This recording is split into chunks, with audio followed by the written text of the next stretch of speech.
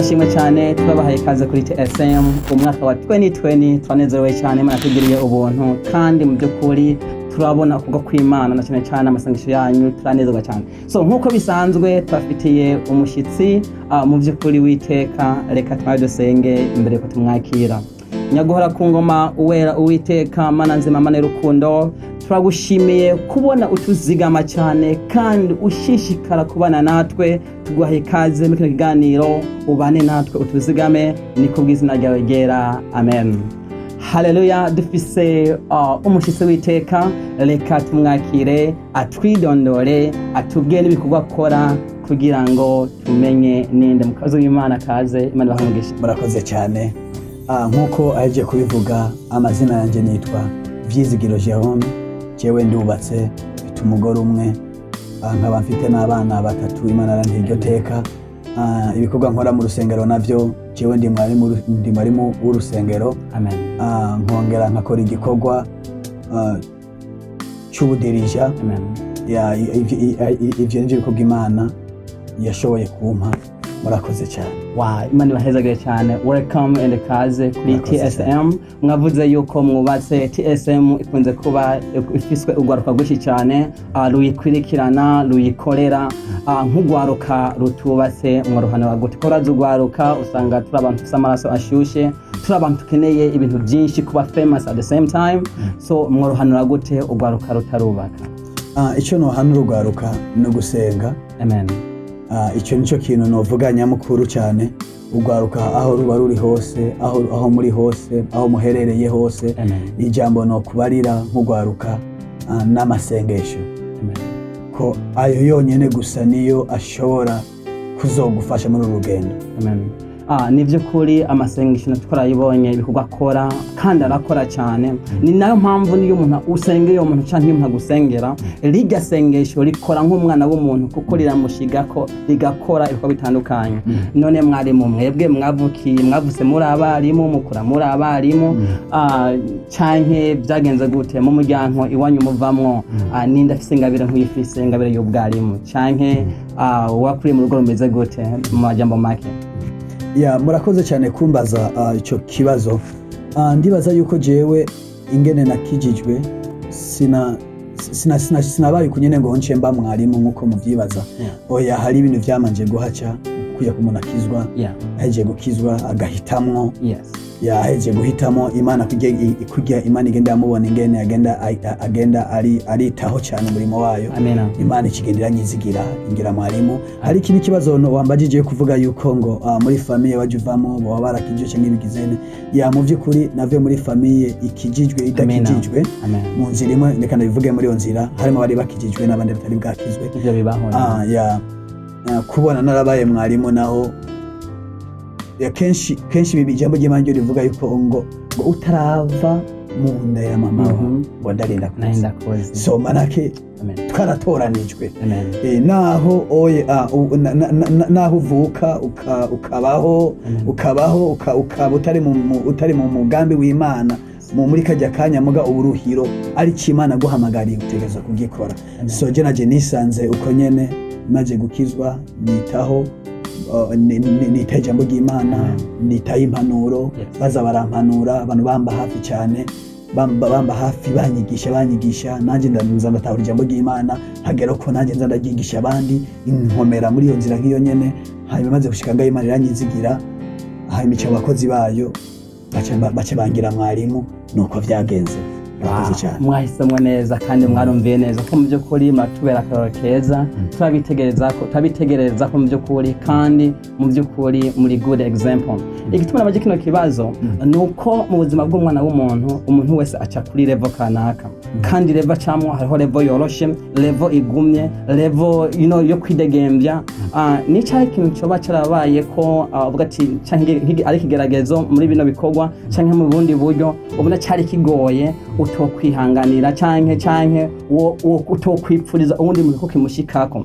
Hama kandi ni cyahe kintu ciza coba warakunze, nibaza yuko ngiye kwakira Kristo warabonye hinduka canke so ni cyahe kintu ciza coba cyagushikiye wobwira ugwaruka abamama n'abapapa, abana batama n'abatamakazi, wovuga ati muri ubu buzima mu by'ukuri ndagomba yuko ikico gushikira, muri ubu buzima ndagomba iki nikizogushikire.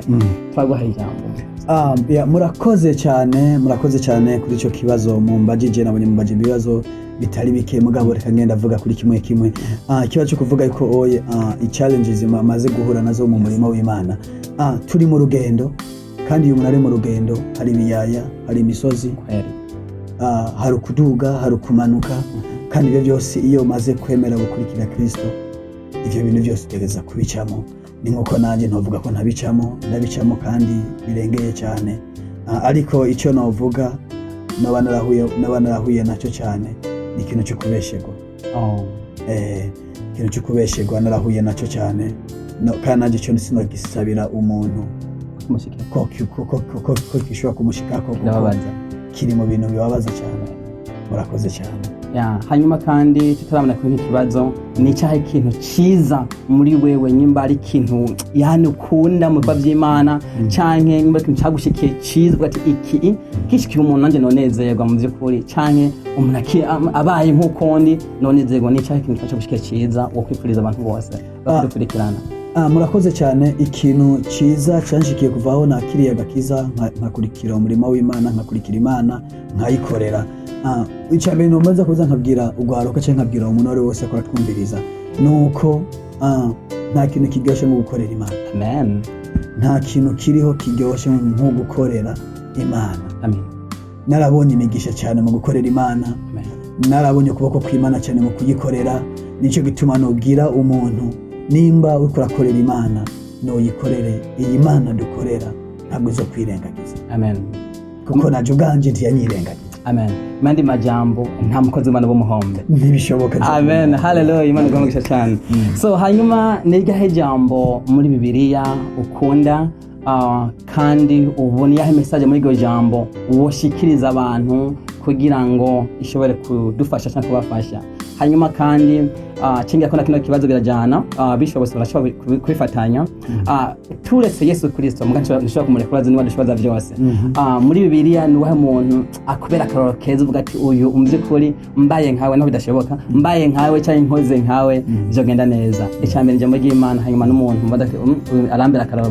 Ndiyo nsomye stories ziwe numva imbaraga, numva bagahijambo kuzima. Ijambo inkunda cyane rikunze no kunyubaka kenshi, ni ijambo agense mu Bifilipi ivuga ngo Nshobozwa Vyose. N'uyu amibaraga. Amen. I can do all things. Iryo jambo riranyubaka cyane, iyo ndarisomye gusa umva ndanezerewe muri jewe. Manake sishoboye, ntashobojwe nawe. Amen. So manake ashoboje ndashoboye. Yes. So manake mbaye muri we uko ari wanshoboza ndashoboye. Nawe ndabura kubwire yuko gwaruka iyo nta wundi muntu dushobora kwizigira atari uya dushoboza, atari uya aduha imbaraga. Hariho umuntu aduha imbaraga.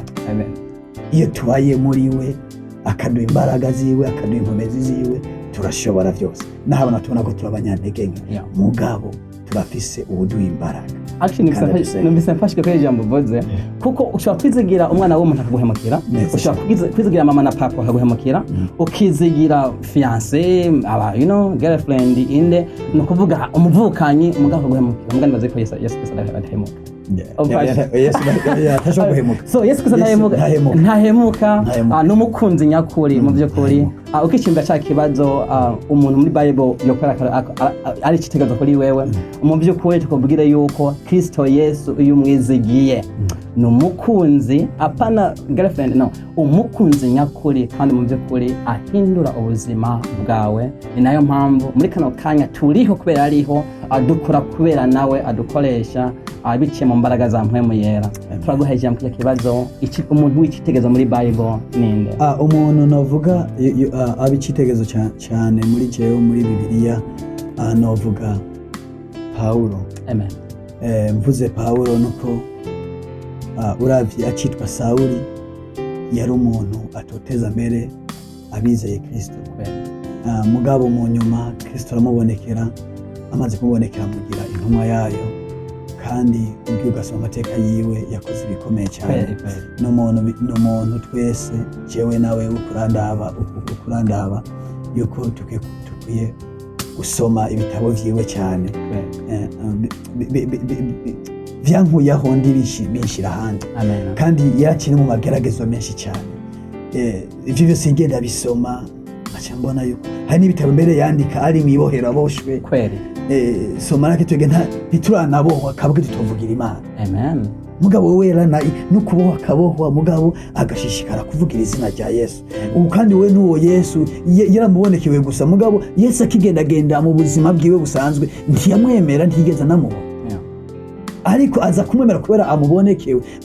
Ndagusabe nawe muntu, je uyo niwe muntu nigira ko cyane suvya Paulo kozima. Urakoze cyane. Impamvu namaze kino kibazo ni uko ugora kagwishe nanje ndiye mwa canke nabandi, so ibikorwa byose dukora tugomba kuba famous, nako tumenyekane.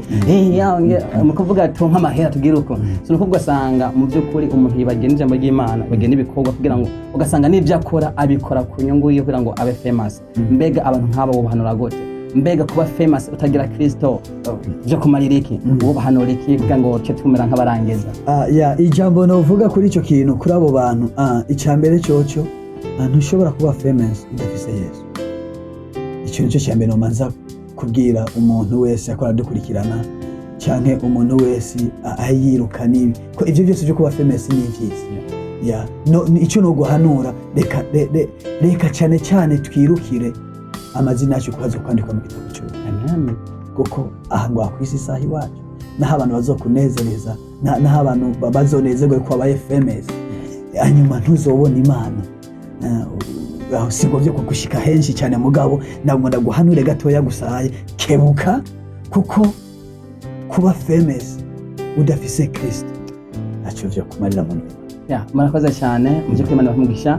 Iri jambo rakomeye cyane, avuga ati ngo ibi byo wose byo kuba famous twirukira amahera n'ibindi, education canke kumenyekana ni byisi. Mande majambo sigura ngo ibyisi bizohera, ariko ijambo ry'Imana Kristo Yesu ntazohera. Mu gihe ari ndani muri wewe, mu yandi majambo uzoga icyo twite ngo eternal life, ubugingo budashira. So murakoze cyane mukozi w'Imana, cyo tubasaba mudusengere, musengera kwa twumviriza, musabire umugisha n'imihezagiro kugira ngo turangize. Imana ibamugisha cyane. Murakoze cyane. Nuko nababwiye ubwa mbere, nitwa Vyizigiro Jerome, ndi mwari mu rusengero, abakandi ndongoye korali. Umwami abamugisha cyane, ngiye dusenga Imana mu mutibiri. Turagukengurikiye uhora yacu. Turagushima Papa, gushima kuri uyu mwanya negura kongoma, kuko ni wowe uwera Uwiteka Papa. Dusengeye uyu muntu ariko arumviriza na message, tumusabiye umugisha, imihezagiro, blessings in the name of Jesus, transformation in the name of Jesus, touch in the name of Jesus. Turagushima negura kongoma, ntabwo amashimwe uhora Imana yacu. Kristo uyu mwaka utubere umwaka w'umugisha mu izina rya Yesu Kristo. Papa, tubane nawe uzabukoze mwawuri dushimye ko umukozi w'Imana tugendeye nyagora ku ngoma, muhe umugisha, hezagira urugo rwiwe, hezagira papa mu ijuru, nyagora ibikorwa akora, ubane nawe Papa mu twe turimo tuzishobora kuboko kwawe, tubone imigisha yawe. Nsabiye imigisha ubwoko bwawe n'abazotorera bose data, ndabasabiye n'abari mu bibazo, ndabakweretse data, ijisho ryawe riryame kuri Yesu uzokuzeneza. Turagushima uhora Imana yacu, tukeburuke muri byose, tuvuge amen. Yari TSM Salvation Ministry ivuga abatumwa by'agakiza. Turabashimiye cyane, Imana ibahe umugisha. Amen.